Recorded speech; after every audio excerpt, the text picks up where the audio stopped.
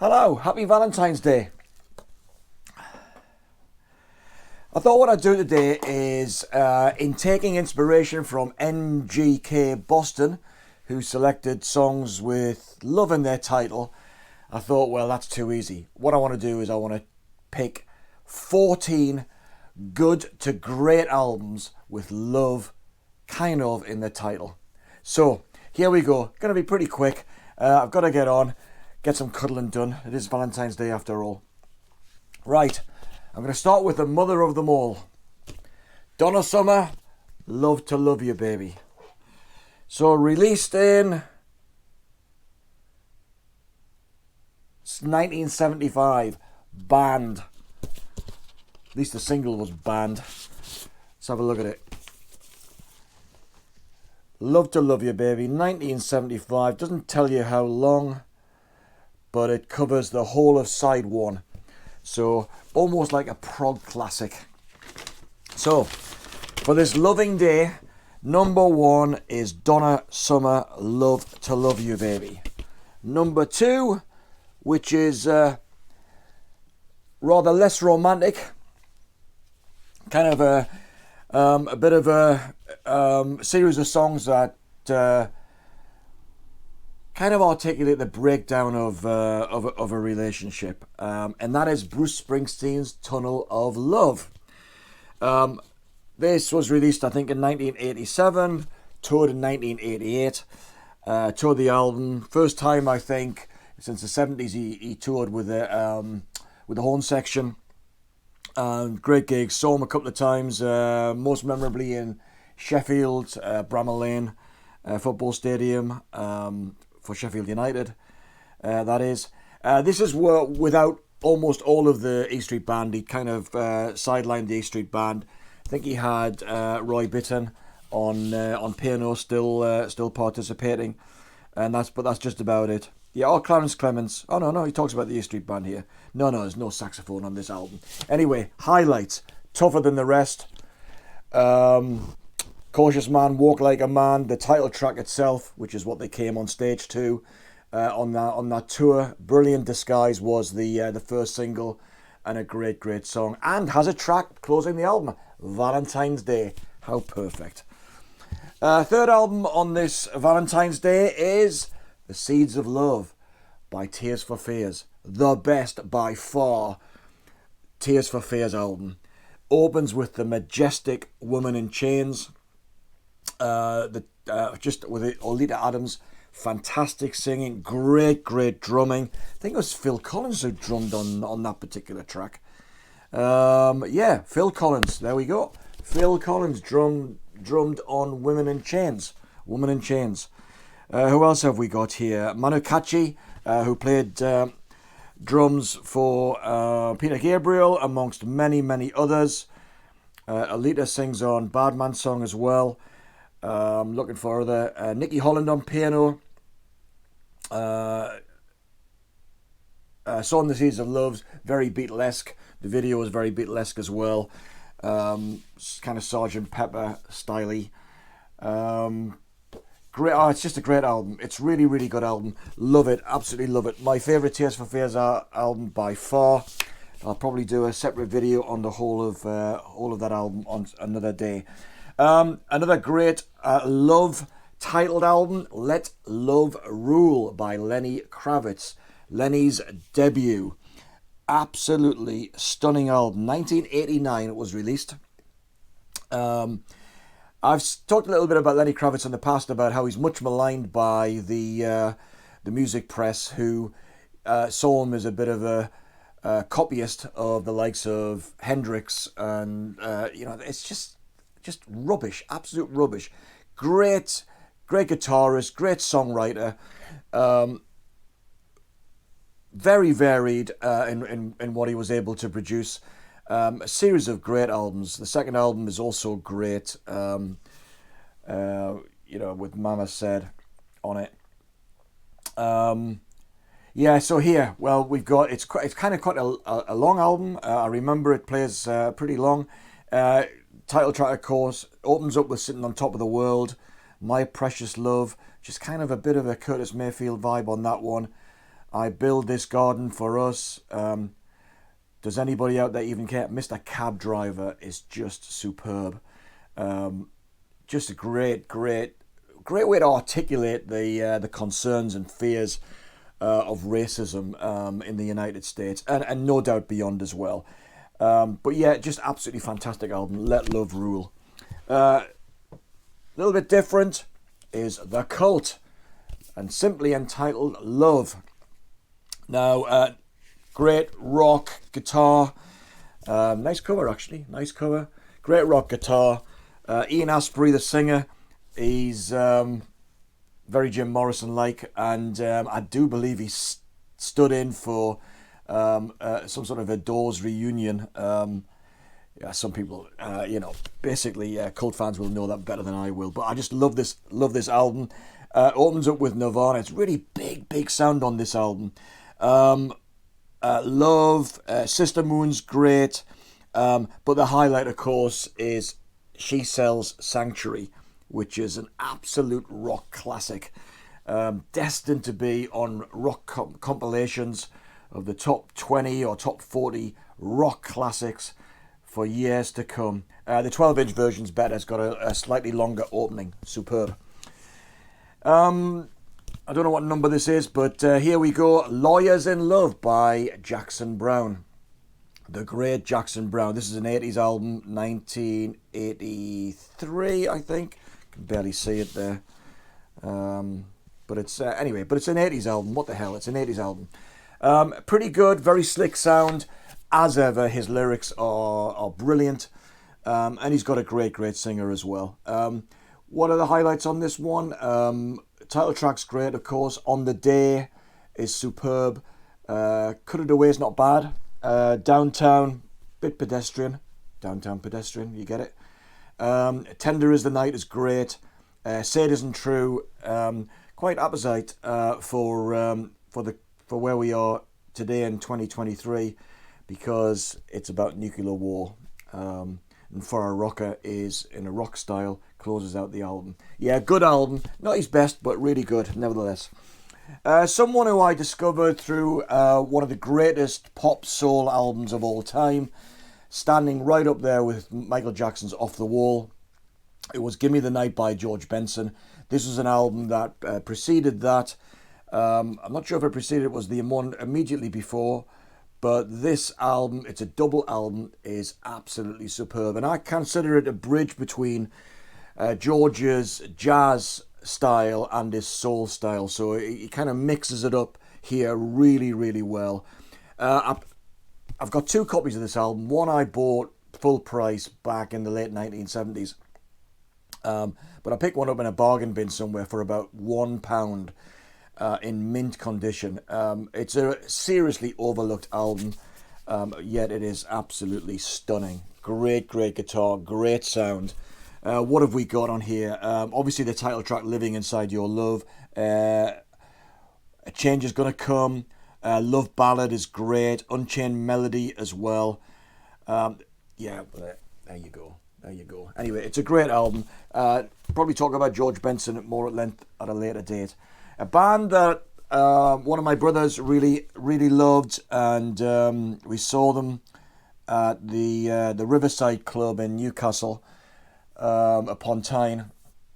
And this club held about 300 people or something like that, and it's like not literally a basement, but basement style with columns, restricted views, but got really close to the band. It's really good, and that is Love and Money.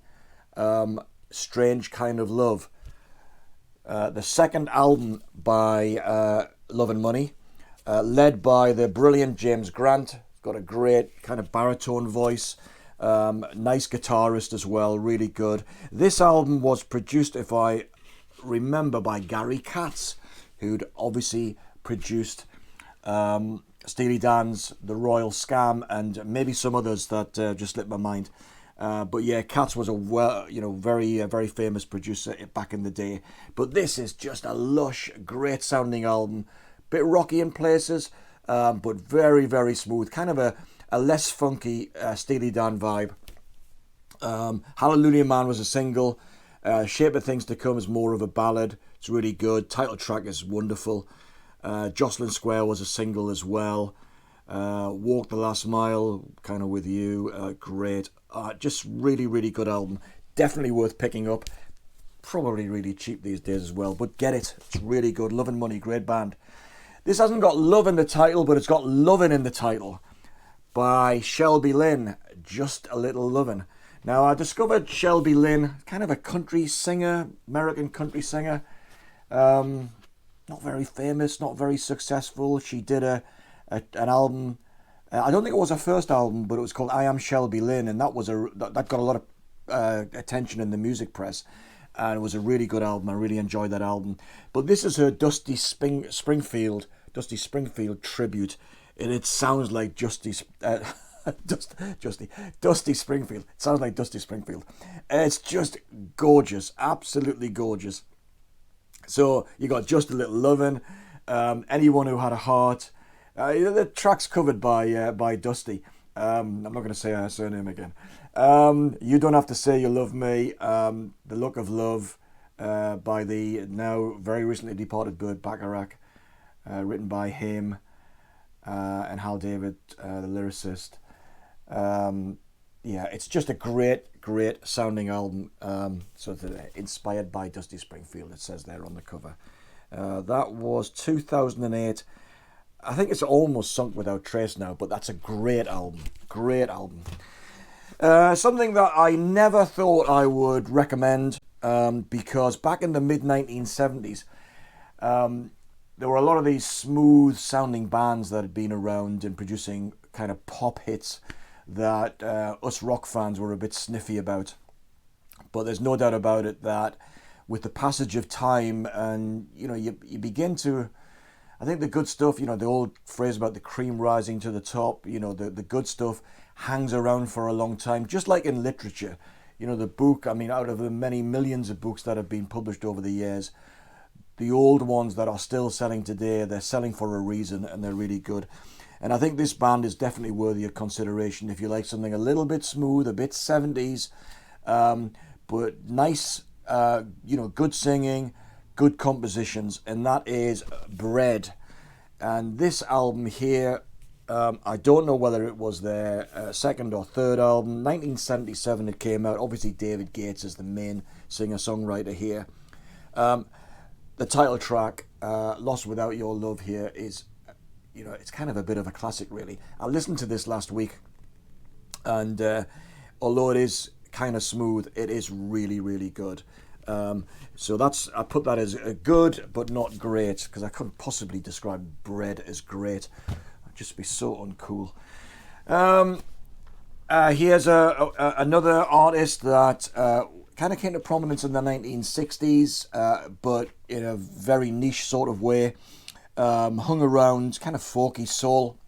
Hung around, had a bit of a resurgence, I think, because Paul Weller brought people's attention to him, and he produced some more albums in the 90s and the noughties, and we saw him in Bristol at a small club, just him on his own, if I remember. He might have had a percussionist and maybe possibly a percussionist and an upright bass player.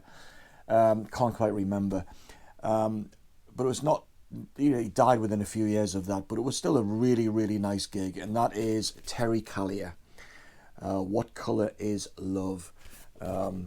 Really good singer. Tracks here, I'm not going to go through the tracks, but he kind of had a bit of a political thing going on as well, like a more smooth, less confrontational Gil Scott-Heron. So he's not as good as Gil Scott-Heron, but produced a lot of good albums. His album, I think from the 1990s, called Timepiece, which has the fantastic Lazarus Man on it, is definitely recommended. Someone else we saw at the Riverside Club in Newcastle on the back of her 1980 single. This is 1987. I Knew Love. It's on this album. Is Nancy Griffith, and this is called Little Love Affairs. Little bit like Emmylou Harrison style, bit of bluegrass in there. What I really like about Nancy Griffiths is that she could rock out. Had a you know, that bluegrass, that feel about some of her songs, but good balladeer as well. And her lyrics, kind of really good storyteller, really good storyteller. So Nancy Griffith probably would, I mean, very famous, of course. She was very famous for doing a cover of From a Distance. Julie Gold or somebody, I can't remember who wrote that song, but she didn't write that song, but she did a very, very famous version of it. She would be an absolute legend if she was a goddess like Emmylou Harris was considered to be. But she is a great, great songwriter. Really, really like her. A couple more. One of their truly great albums, and as far as I'm concerned, the best album of their career. Probably giving away the punchline of a future video here, and that is Love Over Gold by Dire Straits. Their fourth album after making movies.